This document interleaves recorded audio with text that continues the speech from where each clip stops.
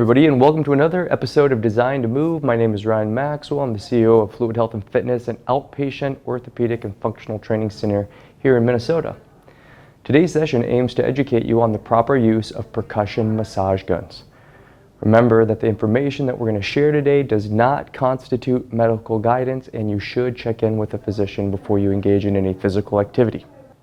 While percussion guns provide multiple benefits, including activation of your muscles, neural inhibition, increased blood flow, and pain reduction, knowing what technique to use will impact what outcomes you're going to achieve.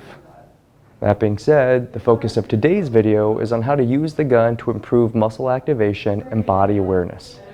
This technique is used to stimulate underactive muscles that you might find difficult to recruit during exercise.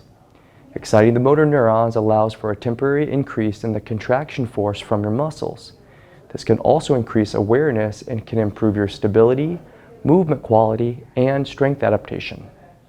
Often this muscle is paired with inhibition techniques to optimize joint range of motion and proprioception.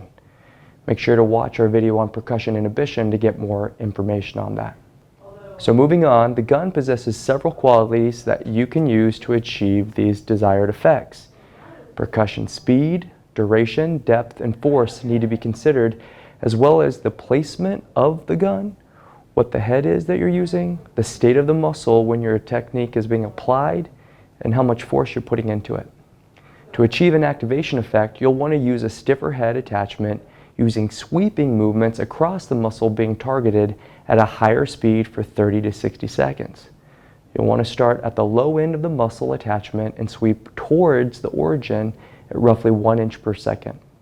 After several strokes, you can begin stretching through the muscle as you perform the technique.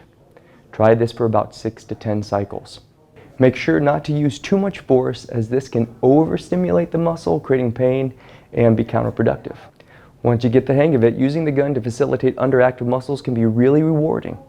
Actively using the gun between your work sets to encourage efficient muscle recruitment can really help to improve functional outcomes and reduce overuse issues.